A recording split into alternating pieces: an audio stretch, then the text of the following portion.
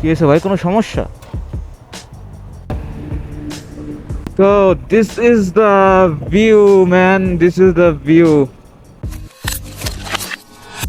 তো ভিডিওটা শুরু করছি হচ্ছে কি ফুয়েল স্টেশন থেকে। আর এখন ঘড়িতে সময় 12টা 6। তো আরো আগে আমার বের হওয়া উচিত ছিল, বাট রাস্তায় একটু প্রবলেম হয়েছিল, বাসায় কিছু জিনিস রেখে গেছি, এগুলো ফেরত আনতে গেছিলাম এবং ঘুম থেকে উঠতে লেট হয়েছে, সব মিলে ছিল একটু লেট হয়ে গেছে। তো আজকে আমরা যাচ্ছি গাজীপুরের উদ্দেশ্যে। তো আশা করি ব্লগটা ইন্টারেস্টিং হবে। আর আজকে কিন্তু আমরা অ্যাজ ইউজুয়াল ঢাকা বরিশাল যে রুটটা সেটা আমরা ইউজ করব না। আপনার মাদারীপুরের পরে আমরা নতুন একটা রুট নিব এবং রোডটা সম্পূর্ণই নতুন আমার জন্য। তো আপনাদের নিয়ে রোডটা এক্সপ্লোর করব। আর এই জায়গায় আমার ট্যুরিং সেট আপ বা আমার রাইডিং সেট আপ আমি একটু দেখাই। সর্বপ্রথম হচ্ছে গিয়ে আমি এই জায়গায় আমার ব্যাগ ক্যারি করছি বানজুরুপ দিয়ে। আর একটা এক্সট্রা হেলমেট যেটা আমার ছিল বেগার, ওইটা আমি নিয়ে নিছি, কারণ এই জায়গায় আমার পিলিয়ন নাই, বাট গাজীপুর গেলে আমার পিলিয়ন থাকবে অলওয়েজ। তো তার জন্য আমি একটা হেলমেট নিয়ে নিছি। আর এই জায়গায় আমার কার্বন টেক্সচারের ব্যাগটা আছে, যেটা আমার পিঠে থাকে সবসময় ক্যামেরা অ্যাক্সেসরিজের জন্য। আর ওভারঅল কন্ডিশন হচ্ছে এরকমের। তো বাকিটা আমরা রাইড করতে করতে বলি। এই জার্নি বা এই রুটের বেস্ট পার্ট হচ্ছে গিয়ে এই রাস্তাটা বা এই রাস্তার এই দুই পাশের গাছগুলা এত সুন্দর লাগে আমার কাছে জিনিসটা দেখতে, যা বলার বাহিরে। মোস্তফাপুর সামনে। ওকে, তো সামনে হচ্ছে গিয়ে মোস্তফাপুর। নর্মালি সবাই মোস্তফাপুর বা মাদারীপুর থেকে সোজা ভাঙ্গার দিকে চলে যায় ঢাকা যাওয়ার জন্য, বাট আজকে আমরা এটা করব না। আমরা মোস্তফাপুর থেকে ডানে যে রাস্তাটা গেছে, মানে ডান সাইডের রাস্তা দিয়ে আমরা ভাঙ্গার পরে এক্সপ্রেসওয়েতে, মানে পদ্মা সেতুর কিছুটা আগে আমরা এক্সপ্রেসওয়েতে উঠে যাব।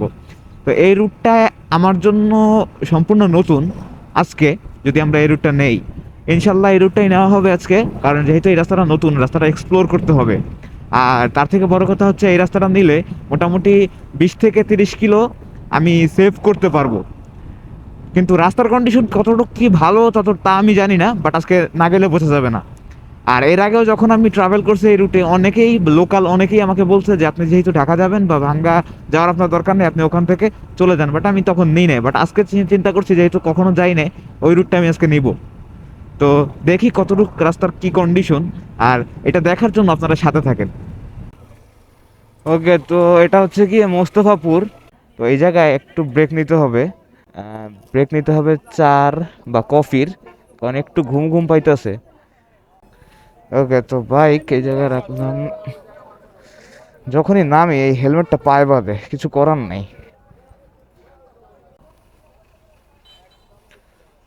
আচ্ছা, তো এই জায়গায় একটু কফির ব্রেক নিছিলাম বা চার ব্রেক নিছিলাম, আর লোকালদের সাথে পরামর্শ নিয়ে নিলাম যে যদি আমি শর্টকাটটা নেই মাদারীপুরের ভিতর দিয়ে, তাহলে কতটুকু কি আমার সেভ হবে। তো ওনারা বললো যে আপনি যদি ভাঙ্গা হয়ে যায় তাহলে দেখা গেছে যে রোড রিস্ক, ঠিক আছে, রোডে রিস্ক, আর রোড বেশি একটা ভালো না ভাঙ্গা, সেটা আমি জানি। আর এদিক দিয়ে যদি যাই তাহলে রোড ফ্রেশ, বাট রোড একটু চিপা চাপা। তা আমি ডিসাইড করছি যে এদিক দিয়ে যাবো, যে রোডের কন্ডিশন কতটুকু কি সেটা একটু দেখি। আর এই জায়গায় ব্রেক নিয়েছিলাম, পানি নিলাম, কিছু চুইংগাম নিয়ে নিয়েছি, কারণ রাইড করার সময় চুইংগাম চাবাইলে মানে মাইন্ডটা লক হয় না আর কি, ঠিক আছে, অন্যমনস্ক হওয়ার চান্সটা খুবই কম। তো চুইংগাম নিয়ে নিয়েছি, চুইংগাম গুলো পকেটে রেখে দিই।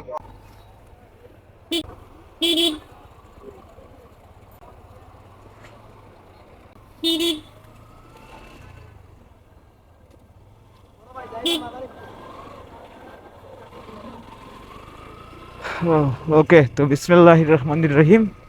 তো শুরু করি নতুন রোডে জার্নি। সামনে হচ্ছে কি মাদারীপুর, গতিসীমা মানবেন। ওকে, না রাস্তা অতটা খারাপ না, রাস্তা সুন্দর, রাস্তা সত্যি খুব সুন্দর। কিছু কিছু জায়গায় একটু ভাঙাচোরা আছে যেগুলো রিপেয়ার করা হয়েছে, বাট রাস্তার সিন খুবই সুন্দর, মাঝখানের গাছগুলো খুব সুন্দর লাগতেছে। আচ্ছা, মেবি আমার এখন গুগল ম্যাপের হেল্প নেওয়া উচিত, কারণ যেহেতু এই রাস্তায় আমি কিছুই চিনি না।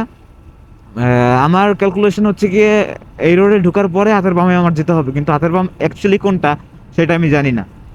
তো গুগল ম্যাপের হেল্প নিতে হবে। এটা হচ্ছে কি অ্যাকচুয়ালি গুগল ম্যাপের সুবিধা, বাট মাঝে মাঝে গুগল ম্যাপ এমন মানে বাটপারে করে, যেটা বলার মতো না। আসলে গুগল ম্যাপেরও দোষ না, বাংলাদেশের রাস্তাঘাটই এরকমের, কখন কোন জায়গায় কেমন রাস্তা কেউ বলতে পারে না। এই জায়গা দিয়ে আমাদের বামে যেতে হবে।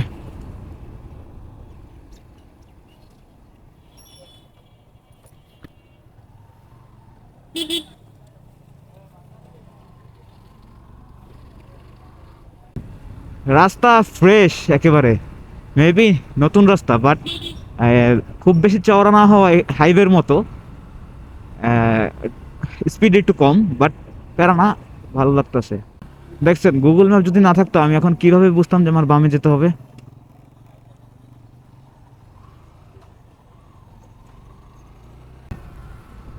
ও সুন্দর, ব্রিজটা খুব সুন্দর, মানে ডিজাইনটা খুব সুন্দর।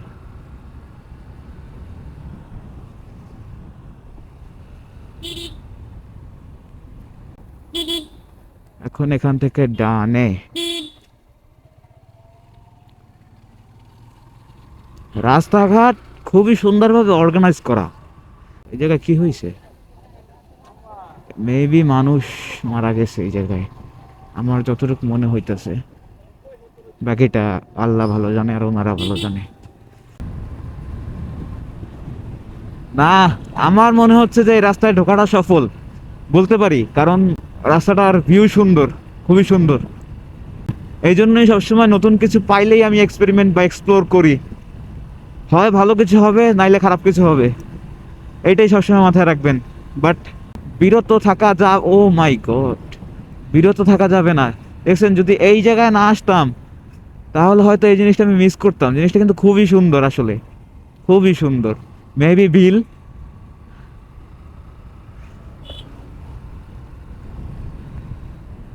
আমি একটা বাজারের ভিতর ঢুকছি, বাট এটা এক্স্যাক্টলি কোন বাজার বা লোকেশনটা কি আমি কিছুই জানি না।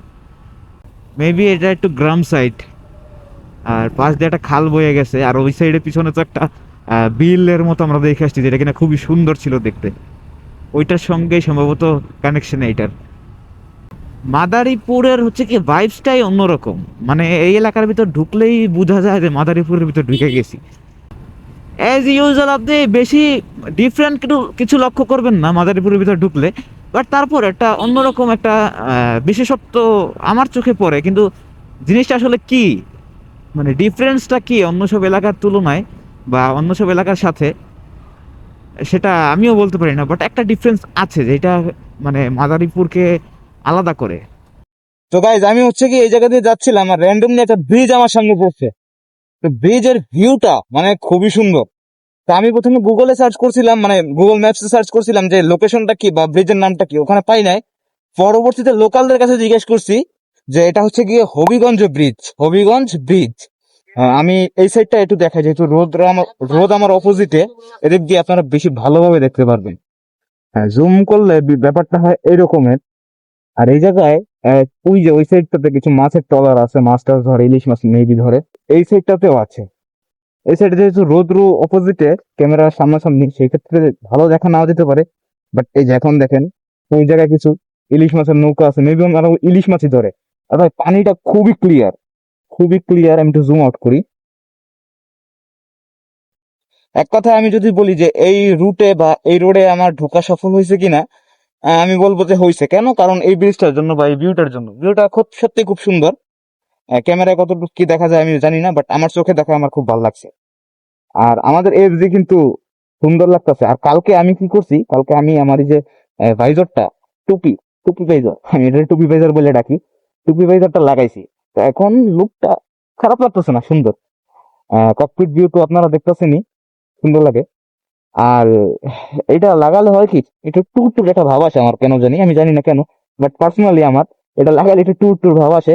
আর এটা খুলে ফেলাইলে একটা ভাইবস কাজ করে ভিতরে, এটা যদি খোলা রাখি। আবার এটা লাগাইলে অন্য রকমের ভাইবস। তো এই তো এখন এই জায়গা থেকে আমরা বের হই। ওকে, তো যেটা ধারণা করছিলাম সেটাই হয়েছে, যে একেবারে পদ্মা সেতুর গোড়াতেই বলা যায়। পদ্মা সেতু থেকে 1 কিলো কি 2 কিলো আগে আর কি আমরা এক্সপ্রেসওয়েতে উঠিও নাই, সাইডে যে হচ্ছে গিয়ে সার্ভিস লেনও না, সাইডে যে নিচে যে রাস্তাগুলো, আমরা আর কি ওই জায়গা দিয়েই আইসা পড়ছি। তো এখন পদ্মা সেতুর টোল দেওয়ার পালা, টোল দিয়ে পদ্মা সেতুতে উঠি, দেখি পদ্মা নদীর কি অবস্থা।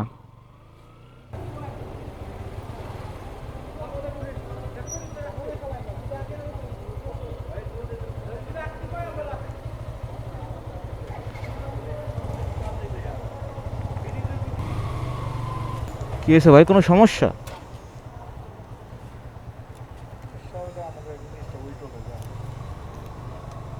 ওকে।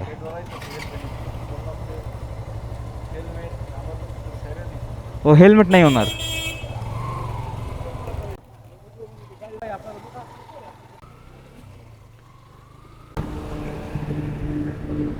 তো this is the view man, this is the view. আচ্ছা, মূলত ঘটনা যেটা হয়েছে, আমি সারাদিন হচ্ছে কি কিছুই খাই নাই। তখন মহাবল চত্বরের এই জায়গায় আমি খাবার খুঁজছি, বাট পাই নাই। এই জায়গায় একটা দোকান দেখতেছি, সম্ভবত একটা বিরিয়ানি বা সামথিং লাইক দ্যাট কিছু হবে। দেখি কি আছে। কি আছে ছোট ভাই? তেহারি আর মোরগ পোলাও। এটা কি তেহারি? এটা কি পোলাও? খিচুড়ি আসেনি? গরম? আচ্ছা দাঁড়াও, গাড়িটা ছুঁয়ে দিই। আচ্ছা, এই জায়গায় হচ্ছে কি আমরা বিরিয়ানি পাইছি। ঠিক আছে, বিরিয়ানি পাইছি। তো যেহেতু হাতের কাছে পেয়ে গেছি, তো সেই জন্য আর ওদিক যাব না। কারণ পুরান ঘাট রয়েছে এই জায়গা দিয়ে অনেক অনেক দূর, বলতে মোটামুটি একটু ভিতরে। পুরান ঘাটে গেলে ওই জায়গায় একটু টাইম নষ্ট হবেই, স্বাভাবিক। কারণ ওখানে গেলে ছবি তোলা, ভিডিও করা বা কিছু দেখা বা জানাশোনার বিষয়ও আছে। আচ্ছা, তো এই জায়গায় মোটামুটি অনেকটাই লেট আমার আজকে হয়ে গেছে। এতক্ষণে বাসা থাকার কথা ছিল, বাট যেহেতু রাস্তা অনেক জায়গায় দাঁড়াইছি, তো সেই ক্ষেত্রে দেরি হয়ে গেছে। মোটামুটি কয়টা বাজে? 4টা 13 বাজে। 4টা 13 বাজে অলরেডি। তো হাটের দিকে এখনো যাইনি। সামনে যেটা পাইছি সেটাই নিয়ে নিছি। আর এই জায়গায় হচ্ছে গিয়ে তেহারি নিয়ে নিছি। আর বাইক ওই সামনেই রেখে দিছি, চোখের সামনে, যেহেতু হেলমেট আর ব্যাগ ওটা সাথে। ওকে, তো খাবারের ব্যাপারটা মোটামুটি শেষ, খাওয়া দাওয়া শেষ। এবার আর কোনো জায়গায় তেমন ভাবে দাঁড়াবো না, ডাইরেক্ট রান করব। আর এই তো বাকি আপডেট রোডে দিই। এয়ারপোর্টের সামনে আছি। তো এখন ঘটনা যেটা হয়েছে, যেহেতু অফিস টাইম, ছুটির টাইম, সেই ক্ষেত্রে এই জায়গাটায় প্রচুর পরিমাণে জ্যাম দেখা যাইতেছে। আর এতক্ষণ হচ্ছে গিয়ে যাত্রাবাড়ি থেকে এই পর্যন্ত আসতে যা যা হয়েছে ওগুলা আমি ব্লগের জন্য শ্যুট করি নাই, মানে এই ব্লগের জন্য শ্যুট করি নাই, ওগুলো রিলসে দেখতে পাবেন। আর এখন এখান থেকে বের হতে পারলে আসলে বাঁচি। সারা দিন চলে গেছে, যদিও আমার বিকালের ভিতরেই বাসায় ঢোকার কথা ছিল, বাট আমি প্রায় অনেক জায়গায় দাঁড়াইছি, শ্যুট মানে ব্লগের শ্যুট নিয়েছি, তারপরে অনেক জায়গায় দাঁড়ায় রেস্ট নিয়েছি, বিভিন্ন কিছুই করছি। তো যার কারণে অনেকটা দেরি হয়ে গেছে আজকে। আর নতুন রুটটা নিয়েছিলাম, ওই রুটে হচ্ছে কি ওই আপনার মানে রাস্তা সেভ হয় অনেকটাই, বাট হাইওয়েতে আমরা যেভাবে টানতে পারি বা যে স্পিডে থাকতে পারি, ওই ওই রোডটাতে ওই রকমের স্পিড আপনি মেনটেন করতে পারবেন না। কারণ রাস্তা সরু, কারণ সরু রাস্তা তো। আর মোচড় আছে, প্রচুর পরিমাণে মোচড়। একটা একটা এক লেভেলের একটা স্পিড আপনি মেনটেন করতে পারবেন না। তবে খারাপ না, রাস্তা ওইটাও ভালো। দুইটাতে একই সময় লাগে, বাট পার্থক্য হচ্ছে হাইওয়েতে একটু রিস্ক হয়ে যায়, কারণ বাসে যে চাপ টাপ দেয় সেই ক্ষেত্রে। আর এমনি তো সব কিছু ঠিক আছে। আমি আমি লেট না করলে আসলে এতটা লেট হতাম না। তো এখন এই জায়গা দিয়ে সুন্দরভাবে ফ্লাইওভারের উপরে উঠা যায়। ফ্লাইওভারের উপর বেশি একটা জ্যাম না থাকলেই হয়। জ্যামের কথা বলতে বলতে জ্যাম শুরু। ও, এই সাইড হচ্ছে কি এয়ারপোর্ট দেখা যাচ্ছে, জ্যামের ভিতর দেখাইতে পারতেছে না, ওই যে দেখা যায়। ও, বিগ একটা স্ক্রিন, কোনো বিউটি প্রোডাক্ট মেবি নাকি এটা। যাই হোক, এটা দেখার সময় এখন নাই। ভাই স্ক্রিনটা পুরো আলো করে দিছে, রাস্তাটা লাইটের কোনো দরকারই নাই, পুরো আলো করে দিছে। এমনি বাইর হইয়া যাই মাঝখান দিয়া।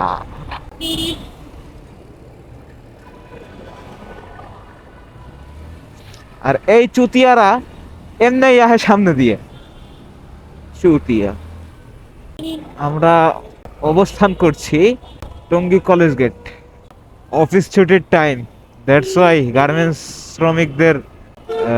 শ্রমিকদের ভিড়। তো রাইট নাও আমি আছি গাজীপুর চৌরাস্তা। ক্যামেরার ব্যাটারিতে বেশি একটা চার্জ ছিল না, দ্যাটস ওয়াই ফুটেজ বেশি একটা রাখা হয় নাই। আজান দিতেছে, তাহলে ভিডিওটা পরে করি। আচ্ছা, তো ঘটনা যেটা হয়েছে, আমি ময়মনসিংহ রোডে ঢুকে গেছি, কিন্তু তার আগে আমার সাথে একটা ইনসিডেন্ট হয়েছে। গ্রিন লাইনের একটা বাস আমাকে খুব মারাত্মকভাবে একটা চাপ দিছে, এবং আল্লাহর রহমত ছাড়া এই জায়গা দিয়ে আসলে বের হয়ে আসা পসিবল ছিল না। তো কোনো না কোনো ভাবে আমি বাইচা ফিরছি, আলহামদুলিল্লাহ, আল্লাহর অশেষ মেহেরবানি। আচ্ছা, আমরা কিন্তু শালনা চলে আসছি। আর এই শালনা ব্রিজের একটা বিশেষত্ব হচ্ছে, শালনা ব্রিজের এই সাইডে শীতের সিজন হোক বা গরমের সিজন মোটামুটি গরম থাকে, বাট ব্রিজের এই সাইডটাতে, যে সাইডে আমি এখন আছি, ভাই আপনি বিশ্বাস করবেন না, জাস্ট ব্রিজটা মানে পার হওয়ার সাথে সাথে আবহাওয়া ঠান্ডা হয়ে যায়। গরমের সিজনেও, শীতের সিজনে মানে প্রচুর শীত, আর গরমের সিজনে আর কি ঠান্ডা ঠান্ডা একটা আবহাওয়া বা একটা ফ্রেশ একটা এয়ার এই শালনা ব্রিজের এই পাশে থাকে সবসময়, অলওয়েজ। যারা গাজীপুরবাসী আছেন বা ময়মনসিংহ রোডে ট্রাভেল করেন বা যাতায়াত করেন, তারা এই জিনিসটা বুঝতে পারবেন। দেখছেন, মানে ব্রিজের এই সাইডটাতে কুয়াশা পর্যন্ত আছে, বাট ওই সাইডে কোনো কুয়াশা নাই। I don't know why.